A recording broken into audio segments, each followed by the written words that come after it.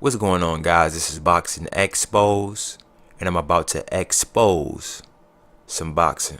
So it's been talks going on around in the YTBC for the last few years that Floyd Mayweather Jr. is afraid of black fighters. He ducked all the prime black fighters coming up in his entire career. Now, before I show you guys all of this stuff, let's go over the guidelines. In order for you to duck someone, they have to be worthy of ducking, meaning they either have to be a mandatory challenger or top 5 in your division. Just for the sake of this video, I'm going to press it to top 7 just to give you guys more leeway. Floyd Mayweather Jr. started his career in 1996. He didn't become a world champion until he beat Junior Hernandez in 1998. Let's go to the Ring Magazine annual ratings. In this particular video, we only looking for the top black fighters in Floyd Mayweather's division. We know he's not black. We know Angel Manfredi's not black. Jesus Chavez. No. Right there in your face, you didn't see any top 7 top black fighters in his weight division. Let's go to 1999. There's a black fighter right there by the name of Justin Juco in 1999. You know, since in today's time, you guys consider Cubans to be black, because everyone said that Floyd Mayweather is ducking Erislandy Lara because he's black. So if you consider Cubans to be black, I'm pretty sure you consider Casamayor to be black, right? So Casamayor is now at the top of the division with Freitas and Stevie Forbes. Floyd Mayweather called out Casamayor. He called out Freitas. They didn't want to fight him. Or he can come up to 130. We can fight, or I can fight the winner of Casamayor. Prince Nassim isn't going to fight you. Where everybody want to see after he saw this, it ain't going to happen. You know, I really want to fight Prince Nassim, but I know you don't want to fight. But hopefully I can fight the winner of Casamayor and Freitas. Floyd Mayweather jumped up in weight and fought another black fighter by the name of Emmanuel Augustus. Then he jumped back down in weight and fought Diego Corrales. So let's speed this up a little bit. He fought Diego Corrales, who was a top guy in his division, who at the time Diego Corrales was 33-0. It don't get more prime than that. Now, like I just showed you, he called out Casamayor, he called out Freitas. And now you got Stevie Forbes right here. He fights Jesus Chavez in 2001, who is number 4 in his division. Now, what did Floyd Mayweather do in 2002? He moved up in weight. In 2002, he moved up in weight and became the WBC champion at lightweight after he beat Castillo. Now, who's in Floyd Mayweather's weight class when he moved up and beat Castillo? You got Stevie Johnson. We talking about the prime black fighters, right? Stevie Johnson, number 2. We got to go to top 7. Angel Manfredi, Arthur. None of these guys is looking black to me, man. So the only black guy that's here is Stevie Johnson. Again, Floyd Mayweather's not ducking or dodging any opponent out there. I'm willing to fight whoever, whenever. So does that mean that next time you might fight a Stevie Johnston or a Juan Lescano? Anything is possible. Like I said, I love to fight Stevie Johnson. I love to fight Juan Lescano. Now, after Floyd Mayweather fought Castillo twice, he fought a guy by the name of Sosa, right? Now, the very next year, in 2004, Floyd Mayweather moved up a weight class and fought the number 7th ranked guy, DeMarcus Chop Chop Corley, who is a black fighter, right? He moves up. His first fight at 140, after fighting Philip Ndu, 31-1 with 30 knockouts, his first fight at 140 was DeMarcus Chop Chop Corley, a black fighter. Now, let's go look at 140.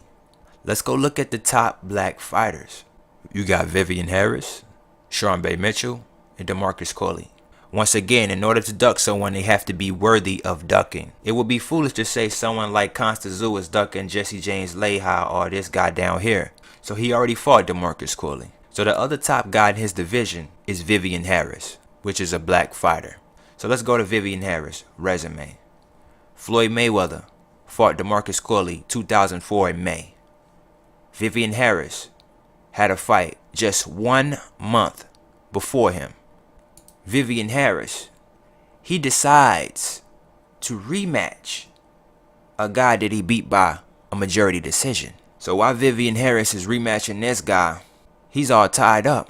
Now this is going to get a little bit trippy. Vivian Harris, who was a top guy in the division at the time, fought the same day when Floyd Mayweather fought Arturo Gatti in 2005, June, same venue. So your common sense would tell you that this guy Vivian Harris must have been on the undercard.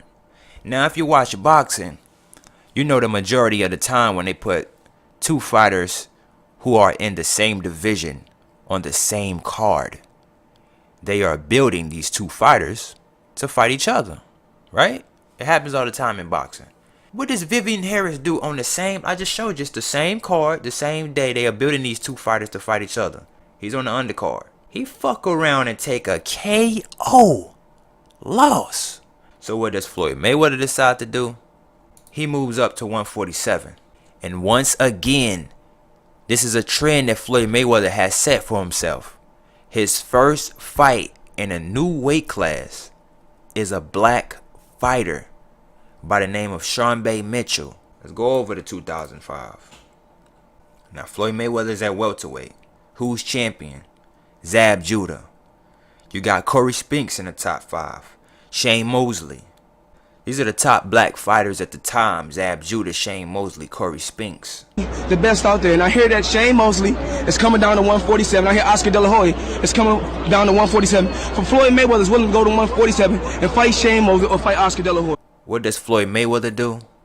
Floyd Mayweather, in 2006, fought another black fighter in his prime who was just champion in Zab Judah. A top black fighter. Now he's top 4, right? Let's look at the other top black fighters. There are none. You got Paul Williams and Joshua Clottey coming up. But like I said, those guys aren't top 7. It would be foolish for you to say someone is champion is ducking the number 9th or the number 10th guy in the division. In 2007, Oscar De La Hoya finally decided to fight him. So Floyd Mayweather went up to 154 and fought Oscar De La Hoya in a big pay-per-view money fight, right? Right after he fought Oscar De La Hoya, he fought Ricky Hatton, who called him out. That was another big pay-per-view bout that Floyd Mayweather fought. Undefeated fighter. While Floyd Mayweather is fighting these two big money fights in Oscar De La Hoya and Ricky Hatton, 2007, the welterweight division, Paul Williams, Shane Mosley, Zab Judah. Now this is the year that people are saying that he retired to duck the welterweight division. I mean, this is the year like he retired in 2007 when the welterweight division got hot, right? I keep reading this shit like all over the line, all in the comment section, like he retired when the welterweight division got hot in 2007 and 2008, and he came back. He waited till it cooled down. Okay, he fought Oscar and Ricky Hatton in 2007. So in the year of 2008, when he's gone away, Joshua Clottey, Zab Judah, who are the top welterweights at the time in 2008, the year that Floyd Mayweather is retired, right? He retired to duck the welterweight division when it got hot. They saying he ducked Paul Williams. Floyd Mayweather retired in 2007. Now what was Paul Williams up to when Floyd Mayweather retired? Paul Williams took a unanimous decision loss. He came back 2008, avenged this loss. He had one more fight, then moved up to 154. This guy retired because the welterweight division got hot. Yet the guys that's supposed to be the boogeyman, the guys that's these monsters, fuck around, take L's, come back, redeem theyself, fight another fight, and then move out the division. Juan Manuel Marquez calls out Floyd Mayweather. Juan Marquez is number 2 pound for pound in the sport of boxing. Floyd Mayweather comes back in 2009 and he becomes number 2 after he beats Marquez. Now, he's back in the welterweight division. Who's in the welterweight division now?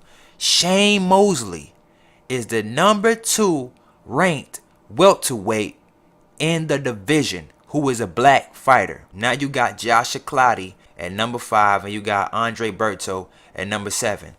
The other 2 black fighters in the division that's in the top 7. We all know what happened in 2009 and 2010 when Floyd Mayweather tried to make the fight with Manny Pacquiao. Negotiations fell through. Now in 2010, Floyd Mayweather came back and fought the number 2 guy in his division. I just showed you. A black fighter, Shane Mosley. A number 2 guy in his division. And he beat him. Right? In 2010. Now Floyd Mayweather came back in 2011. Now this is when he really started religiously fighting in May and September. So he fought twice a year now. So he came back in September to fight Victor Ortiz. Why did he fight Victor Ortiz? Let's go look. Let's go look and see why he fought Victor Ortiz. Andre Berto is number 3 in the welterweight division. Right? We talking about the top black fighters. Joshua Clottey's still number 6. Floyd Mayweather just fought Shane Mosley. Now Victor Ortiz came in the welterweight division and beat the number 3 guy at the time, right? So that's how he got the Floyd Mayweather fight in 2011 after he beat Andre Berto, the number 3 guy, black fighter in the division. That's why they put Victor Ortiz number 3. So he got his shot at Floyd Mayweather. Once again, he came back, fought in May. He moved up in weight, fought Miguel Cotto in the super fight pay-per-view. You got Cedric Iden and you got Andre Berto. Robert Guerrero beat Cedric Iden and Andre Berto. And after he beat Andre Berto and Cedric Iden, that put him at the top of the division. Floyd Mayweather in 2012 went up and he fought Miguel Cotto for the WBA at 154. Now everybody know he had to go to jail for a few months, but in 2013 when he got out, this is what he tweeted. Floyd Mayweather Jr. says he's likely to fight Devon Alexander in next bout by Kevin Iole. This is what he tweeted. The negotiations for my fight are almost done. The front runner is IBF champion Devon Alexander. It'll be a unification bout. Now this is what Kevin Iole has to say about it. The choice isn't likely to stir a lot of excitement in the media or fan base because Alexander is an unexciting fighter who has failed to perform on his trips to the big stage. But guess what? Kevin Iole wasn't the only guy with this opinion, because when Floyd Mayweather tweeted that he was fighting Devon Alexander, Twitter went up in an uproar. Oh, you cherry picker, gay runner, gay weather. I can't believe you're fighting Devon Alexander. Oh my God, this is a shit fight. I'm not going to pay to watch this fight on pay-per-view. This is a shit fight, right? Kind of similar to what everybody was saying when everybody thought that he was going to fight Amir Khan. That he was a cherry picker and it is a shit fight.